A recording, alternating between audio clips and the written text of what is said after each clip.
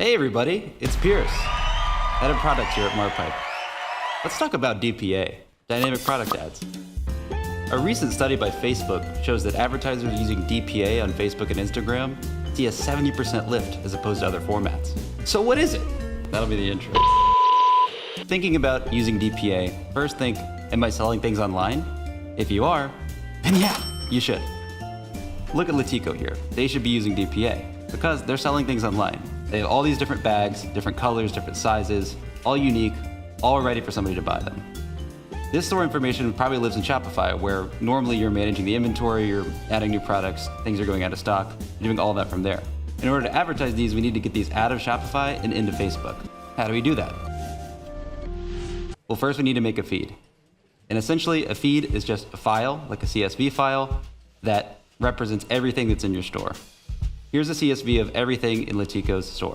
We have all of these rows, which represent every single product or SKU in that store. SKU means shopkeeping unit. A shopkeeping unit is a specific item that someone can buy that's sitting in your warehouse. So think like yellow handbag, size large. Each of our SKUs has other information that we're going to feed into Facebook, like brand, color, price, title, condition, description, availability. All these things help us target and find the right products to sell to people. So we have a feed, and we need to get that into Facebook. First of all, we're going to need to take this feed file and we're going to host it online. The reason we put this feed file online is because we need it to update as our products in our store update. So if something goes out of stock, it gets removed. If we add new products, it gets added, whatever. Once we have that file online, it's time to make a catalog in Facebook. There's a whole section of Facebook called Commerce Manager. In Commerce Manager is where we're going to have our catalogs. To make a new catalog, all I have to do is hit the Add Catalog button. Once I hit the Add Catalog button, I'm going to hit e-commerce because we're selling things online. Then, on this next page, all I need to do is give my catalog a name. Letico example. Awesome, we've made a new catalog. We can make as many catalogs as we want. They're really just empty containers until we put our product information in there using our feed. Now that I have my new catalog, I'm going to upload a feed. To do that, I go to Data Sources. Under Data Sources, I will then choose Data Feed. I will say, yes, I do know how to upload a data feed. And then from this selection, I'm going to choose URL.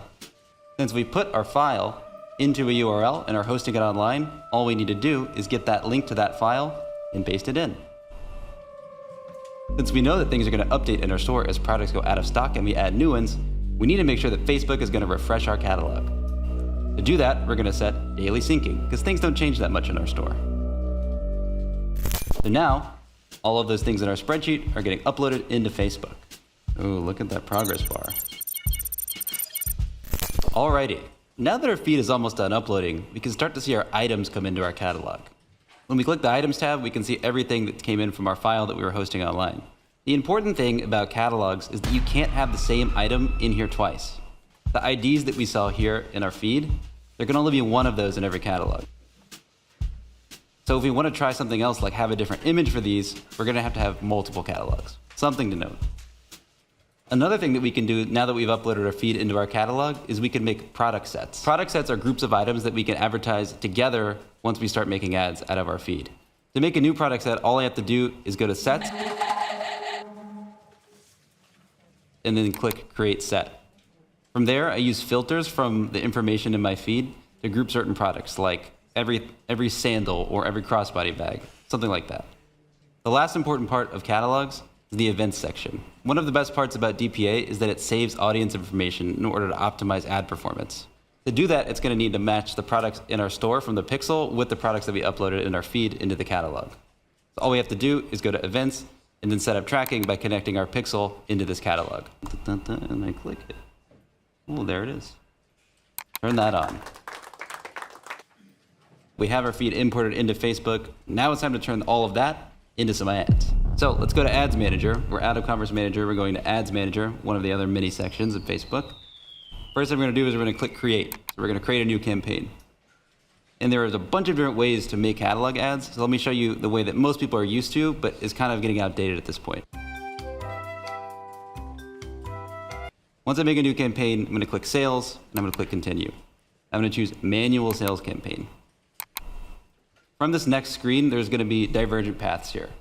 there's this catalog section here in this main part. If we toggle that on, what it's gonna do is it's gonna make this a catalog campaign. It's gonna be locked into this catalog that we choose. So once I choose one of these, like Shopify product catalog, I can't change it later. I'm not gonna be able to advertise other catalogs in this campaign. It's all gonna come back to this one that I've already set up. So from there, once I select this catalog, I'm gonna hit next. So here's another point where things are gonna be a little bit different. In the ad set, usually we're setting our targeting. Since we set the catalog up at the campaign level, we're gonna have different options for targeting. If we scroll down to the audience section, we can see that there's two options. Find prospective customers even if they haven't interacted with your business, or retarget ads to people who interacted with your products on and off Facebook. Those are two broad different types of catalog campaigns. The first one, find prospective customers, that's what people call DABA. So it's prospecting to find people who've never seen you before, never heard. You're looking for new customers. And usually when you choose this route, it's more expensive to get those customers. If we click retarget ads to people who interacted with us before, that's called DPA, usually. If you hear DPA versus DABA, mainly DABA is talking about prospecting, where DPA is talking about retargeting people who've already maybe added to cart or visited your website before. So when we set up a catalog campaign, they make it really easy. This is sort of a fill in the blank kind of form that we're gonna fill out here, where Facebook's gonna make this retargeting ad for us. So if we choose this, then we see who we wanna retarget. Do we wanna do people who viewed or added the cart but not purchased?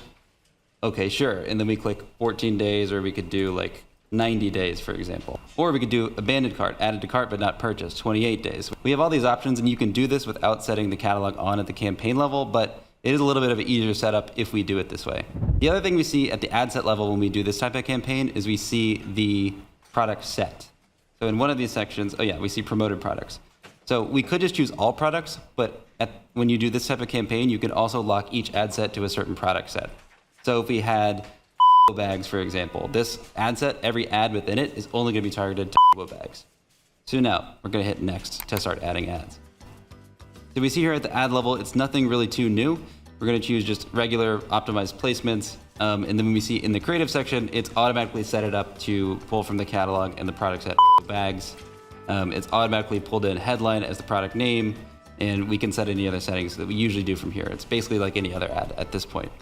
But what we'll see in a bit is that you can actually do all this without setting the catalog at the campaign level. You can make a normal campaign and then add the catalog to the ads after the fact.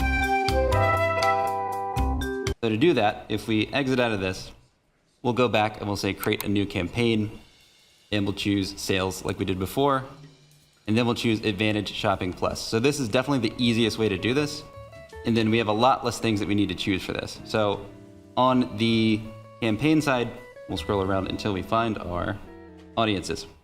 So in an ASC Plus campaign, the audiences are kind of chosen for you.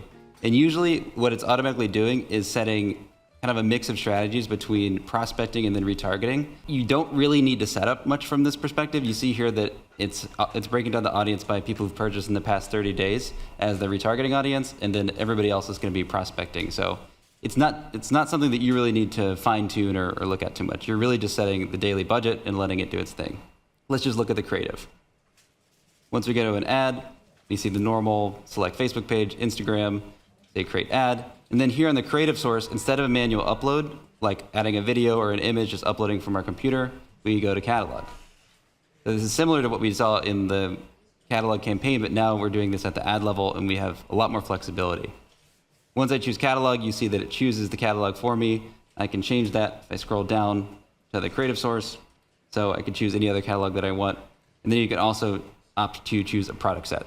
Then at the ad level, there's different settings here. We could choose to advertise just a single product. So if we choose single image or video, it's gonna pick up for each ad that somebody actually sees, it's just gonna be one image, and that's coming from our catalog that we choose.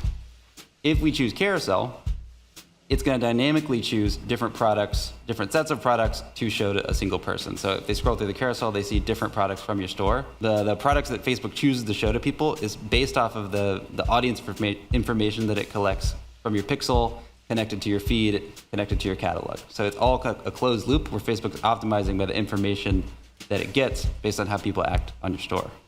And then the third option here that's a little bit less popular is a collection type. So what this does is basically, instead of linking anybody to a single product when they click on that ad, it's gonna link them to a collection. It's not quite the same thing. I think for most people, they should be choosing carousel or single image or video because it's going to target those products specifically to whoever thinks it's most likely to buy them.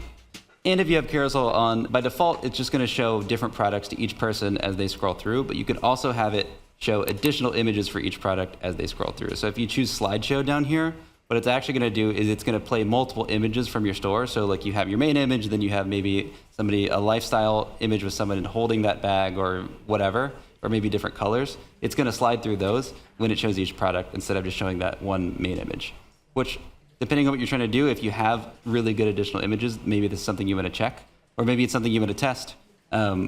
That's really easy to do since you can have multiple ads with different catalogs and different settings. Okay, so this is an ASC Plus campaign. Let's look at the last way to do it, which is just more of a standard. We set up DPA or broad prospecting on our own. New campaign, sales, of course, and I'm going to choose manual again. So now we're in the campaign settings, and this time I'm not going to check off the catalog toggle button. Actually, what I'm going to do is just hit next, ignore that. Then I'm going to go down to our audience for this ad set that's automatically here. So if I wanted to do broad prospecting, what I would do is basically leave this how it is, and then I'm going to exclude, let's exclude current customers. I want to find new people to target, so I'm going to make an audience that's everybody minus the people that already know about us. If instead of broad prospecting, I want to make a remarketing audience, all I'm going to do is I'm going to delete what I just did. I'm not going to exclude existing purchasers. What I'm going to do is target people who have engaged with us before. So let's say I want to choose people who've been on our websites, and then I'm also going to choose people who've purchased in the past 180 days. They've already heard about us, and we're going to target them again with new ads. Usually the retargeting ad sets that you're running are going to have a higher ROAS. It's a lot easier to get previous customers to purchase compared with broad prospecting. But to grow your overall business, you're going to want to have a healthy mix of prospecting too, so that you can get new customers that you can then retarget later. So the only difference between doing this method and the first method that we covered is that in this method, we're not turning on the catalog ads at the campaign level. And because of that, we can set up our audiences and our ads exactly how we want. And the other way, Facebook makes a nice little neat form for you. In this way, we have to know what we're doing. But the difference is now, when we go to ads, we have a lot more freedom. So if we click next, we're going to go to the create ad section. For this ad, we see at the top here, we can either use Advantage Plus Creative for catalog, or we can leave that alone. If we leave it alone, then we can set up and just upload different images like we would normally. But if we turn this on, then we can choose our catalog format. We choose the catalog just like before. We choose the product set. For the primary text, we could choose description. For the headline, we could have product name. Really neat feature that allows you to change the copy dynamically. So from there, we would probably make different ad sets depending. So maybe one for retargeting, one for broad prospecting, and then in each of those, we could have different ads that are advertising specific product sets or have different copy or set up just in slightly different ways. We can even put in standard video ads or standard image ads into these ad sets with these catalog ads. All right, looking back, what have we talked about? So we took our store, Let's Go Leather. We took all the products from the store, made it into a feed, put that online, and then uploaded that into Commerce Manager into a new catalog. Now all of our products are taken from our store, and now they're in Facebook. And then we learned all the different ways that we can structure those, take them from the catalog, and then put them into Ads Manager. A few things to avoid in Ads Manager, like we talked about, really probably don't need to make a catalog campaign. You don't need to turn the catalog switch on at the campaign level. If you don't do that, you have full control in the ads to choose which catalog you want to use, choose which product set, diversify and have non-catalog ads next to catalog ads. It's a much better option. And then to reiterate some of the lingo, when people say DABA, they're talking about prospecting. So very little audience targeting at all. We're just going to anybody, but then we're excluding people who already know about our business. That's DABA, or dynamic prospecting, or broad prospecting, whatever people call it.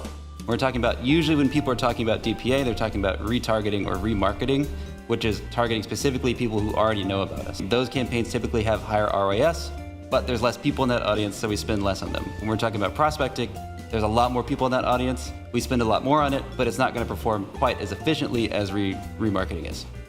But in your ad account, you need a healthy mix of both. So you can have those as different ad sets in a single campaign. You can have them as different campaigns entirely. There's a lot of different ways to set it up. And also in Advantage Plus shopping campaigns, both are happening automatically. We saw in that screen that Facebook really doesn't give you many options. You just sort of plug in the budget, and then you make ads. Diversify the ads with catalog ads, and add in other videos or other additional creative in there, and let Facebook do the rest. So that's been a little bit on DPA. Now it's time for you to try. In the next video, we'll take it to the next level. We'll show you some tips and hacks on how to get the best performance.